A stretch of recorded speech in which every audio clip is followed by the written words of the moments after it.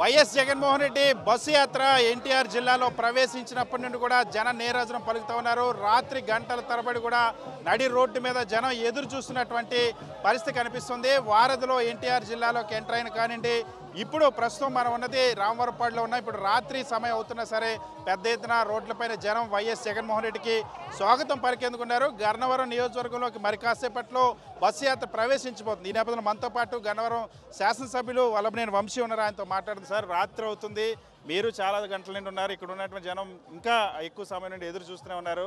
ఎందుకు ఇంతగా ఎదురు చూస్తూ ఉన్నారు? జగన్మోహన్ రెడ్డికి బస్సు యాత్రలో రెస్పాన్స్ చూసిన తర్వాత రాజకీయాల్లో చాలా అనుభవం ఉంది, మీకు ఏమనిపిస్తుంది సార్? అంటే నిజమైన ప్రజానాయకుడికి కులాలు కానీ మతాలు కానీ ప్రాంతాలు కానీ ఏవి ఒక అడ్డుగోడ కాదు. జగన్మోహన్ రెడ్డి గారు లాంటి నిజమైన ప్రజానాయకుడికి ఈరోజు ప్రజలందరూ కూడా ఎన్నికల సందర్భంగా ఆయనకి స్వాగతం పలుకుతూ ఆయన్ని ఆశీర్వదిస్తూ ఎక్కడికక్కడ స్వచ్ఛందంగా రోడ్ల మీదకి వచ్చినటువంటి పరిస్థితి. మా దగ్గర అయితే సాయంత్రం 6ంటికి అనుకున్న ప్రోగ్రాం ఇప్పటికే ఆల్రెడీ 3 అవర్స్ లేట్ అయింది. ఎక్కడికక్కడ జనం స్వచ్ఛందంగా రోడ్ల మీదకి రావడంతో ఈ యాత్ర లేట్ అవుతాం. సాధారణంగా కృష్ణా జిల్లా అన్నా లేదా ఎన్టీఆర్ పార్లమెంట్ ఎన్టీఆర్ జిల్లా అయినా సరే తెలుగుదేశం పార్టీకి అడ్డా అంటారు.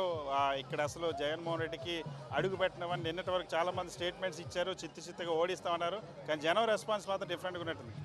మీరు 2019 ఎన్నిక చూశారు కదా, అంతకుముందు కూడా ఇట్లా చెప్పారు. ఈ జిల్లాలో 2 సీట్లే కదా గెలిచింది.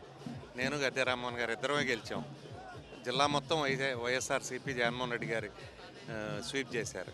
కాబట్టి ఇవన్నీ ఊరికే మీడియాలో వచ్చేటువంటి ఒక హైప్ మాటలు తప్పితే ఏం కాదు. ఇప్పుడు మీరు చూస్తున్నారు కదా, రోడ్డు మీద సుమారు 3-4 గంటల నుంచి ఇక్కడ ఎంతమంది ఆడవాళ్ళు కానీ ప్రజలు కానీ వీళ్ళందరూ పాపం ఇంటికి వెళ్లకుండా కేవలం జగన్మోహన్ రెడ్డి గారిని చూడాలని, 1 సెకను 2 సెకండ్లో చూడాలని వీళ్ళు ఇంతసేపు వెయిట్ చేస్తూ ఉన్నారు. ఇది నిజమైన ప్రజాదరణ అంటే ఒక నిజమైన నాయకుడు అండి. సాధారణంగా 5 సంవత్సరాల ప్రభుత్వాన్ని గవర్నమెంట్ రూలింగ్ అందించిన తర్వాత ప్రజల్లో వ్యతిరేకత అనేది చాలా ప్రభుత్వాలు చూస్తూ ఉంటాయి. మరి ఇప్పుడు ఈ ప్రభుత్వానికి ఇప్పుడు మీరు ఇంటింటికి వెళ్ళి ప్రచారం చేసినప్పుడు కానీ, ఇప్పుడు జగన్మోహన్ రెడ్డి గారి ప్రభుత్వంలో బస్సు యాత్ర చేస్తున్నప్పుడు కానీ ఆ డిఫరెన్స్ ఏం కనిపిస్తుంది? సాధారణంగా ఏ ప్రభుత్వానికైనా లేకపోతే శాసనసభ్యులకైనా కొంతకాలం పనిచేసిన తర్వాత కొత్తకు వింత పాత వ్రోతలాగా ఉంటుంది. కానీ జగన్మోహన్ రెడ్డి గారి విషయంలో ఆయన ఏం చెబుతున్నారు? నేను చేసింది మంచి అనుకుంటేనే, మీ కుటుంబానికి మంచి జరిగితేనే నన్ను ఆశీర్వదించడం. ఆయన ఎవరి మీద వ్యక్తిగత విమర్శలు చేయట్లా, ఎవరి మీద వ్యక్తిగతంగా క్యారెక్టర్ అసాసినేషన్ కానీ అటువంటివి చేయట్లా. నేను 5 సంవత్సరాల క్రితం జనంలోకి వచ్చినప్పుడు ఏం చెప్పాను, ఈ 5 సంవత్సరాల కాలంలో ఏం చేశాను, మీ అందరి కుటుంబాలకి నేను మంచి చేశాను అనుకుంటే నన్ను ఆశీర్వదించండి అని ఓ పాజిటివ్ వైబ్తో జగన్మోహన్ రెడ్డి గారు పబ్లిక్లోకి వెళ్తున్నారు. కాబట్టి పబ్లిక్ కూడా పాజిటివ్గా ఉన్నారు.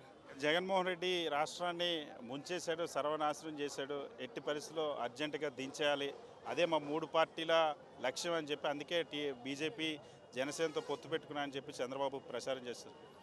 ఇప్పుడు చంద్రబాబు నాయుడు గారి మాటలకు విశ్వసనీయత లేదు కదా. నేను 2009 ఎన్నికల్లో విజయవాడ పార్లమెంట్కి తెలుగుదేశం పార్టీ తరఫున ఇక్కడే పోటీ చేశాను.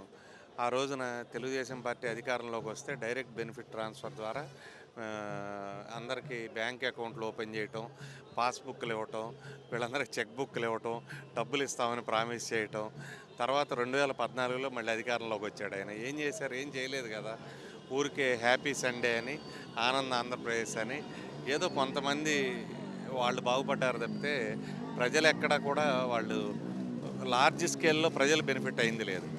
ఇప్పుడు 2019 తర్వాత మనం చూసాం, మెజారిటీ ఆఫ్ ద పబ్లిక్ అంటే తాజ్మహల్ కట్టకపోవచ్చు, కుతుబ్ మినార్ కట్టకపోవచ్చు, కానీ జగన్మోహన్ రెడ్డి గారు చేస్తున్నటువంటి ఈరోజు సంక్షేమ పథకాల వల్ల అనేక పేద కుటుంబాలు, గ్రామీణ ప్రాంతాల్లో ఉన్న పేద కుటుంబాలు, నిరుపేద కుటుంబాలన్నీ కూడా వాళ్ళకి చన్నీళ్ళకి వేణీళ్ళలాగానో ఏదో రకమైనటువంటి సహాయం ఉండి వాళ్ళ ఆత్మగౌరవంతో వాళ్ళు బతుకుతూ ఈ పథకాల కోసం కానీ లేకపోతే ప్రభుత్వం నుంచి వచ్చే స్కీముల కోసం కానీ ఈ పెత్తందారుల ఇళ్ళకెళ్ళి చెప్పులు ఇడిచి నిలబడి ఆత్మగౌరవం పోగొట్టుకొని వాళ్ళ దగ్గర తలకాయ ఉంచి బతిమలాడుకునే పరిస్థితి లేకుండా వాళ్ళు చక్కగా సొసైటీలో మిగిలిన వాళ్ళందరితో కూడా సమానంగా బతికే రకంగా ఆయన ఆత్మగౌరవాన్ని, సెల్ఫ్ రెస్పెక్ట్ని ఇస్తా జగన్మోహన్ రెడ్డి గారు ఈ 5 ఇయర్స్ పీరియడ్ కూడా చేశారు. దానికి లార్జ్ స్కేల్లో పబ్లిక్ వాళ్ళు హ్యాపీగా ఉన్నారు. ఇప్పుడు చంద్రబాబు నాయుడు గారు ఏం చెబుతారంటే జగన్మోహన్ రెడ్డి గారు ఇచ్చే పథకాల మూలాన శ్రీలంక అయిపోతుంది, అని చెబుతాడు. ఇంకో పక్కన ఏం చెబుతాడు ఆయన, నేను దీనికి డబుల్ ఇస్తాను, ట్రిపుల్ ఇస్తాను, 4 రెట్లు ఇస్తాను, నేను సింగపూర్ చేస్తానంటాడు. ఆయన మాటల్లో ఒక నిలకడతనం కానీ విశ్వసనీయత కానీ ఏముండదు. ఏ రోజుకి ఆ రోజు, ఏ పూటకు ఆ పూట, ఏ రోటి దగ్గర కబుర్లు ఆ రోటి దగ్గర చెబుతే వ్యక్తి చంద్రబాబు నాయుడు. మేము ఇన్ని సంవత్సరాలు చూసాం కదా అదే పార్టీలో, నేను కానీ కొడాల నాని గారు కానీ మేమందరం చంద్రబాబు నాయుడు గారితో ప్రయాణం చేసిన వాళ్ళే.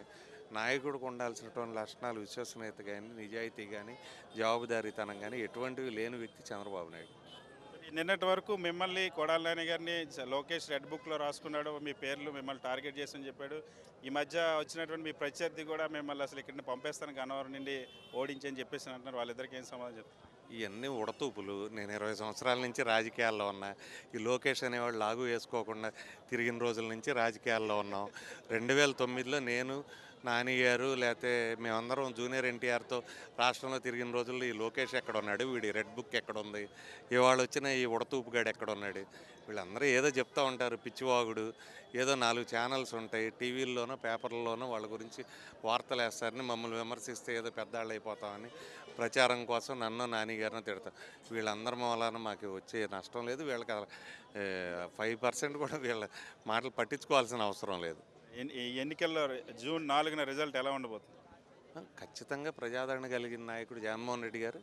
ఎట్టి పరిస్థితుల్లో వైఎస్ఆర్సీపీ జగన్మోహన్ రెడ్డి గారు మళ్ళీ రెండోసారి అధికారంలోకి వస్తారు. వీళ్ళందరికీ మాడు బగులుతుంది. ఈ జమీందారులు, ఈ దొరలు, ఈ పెత్తందారులు వీళ్ళందరూ కూడా ఊళ్ళో వదిలి పారిపోతారు. వీళ్ళందరూ కూడా ఇప్పటిదాకా పేద ప్రజలను ఎట్లా పీడించు తిన్నారో వీటన్నిటికి కూడా తర్వాత గుణపాఠాలు ఉంటాయి. ఖచ్చితంగా వైఎస్ జగన్మోహన్ రెడ్డి బస్సు యాత్ర వస్తున్నటువంటి జనస్పందనకి కారణం 5 సంవత్సరాల పాటు వైఎస్ జగన్మోహన్ రెడ్డి అందించినటువంటి పరిపాలన. ఆయన వల్ల మేలు జరిగిన ప్రతి ఒక్కరు కూడా ఈరోజు బస్సు యాత్రలో ఘన స్వాగతం పలుకుతున్నారని చెప్తారు. ఈరోజు ఎవరెవరైతే నన్ను కానీ లేదా ఆ ముఖ్యమంత్రి వైఎస్ జగన్మోహన్ రెడ్డి కానీ విమర్శిస్తూ ఉన్నారో వాళ్ళందరికీ కూడా మాడు పగిలేలాగా ఈ ఎన్నికల్లో ఫలితాల్లో రాబోతున్నాయని చెప్పి వాళ్ళని నేను వంశీ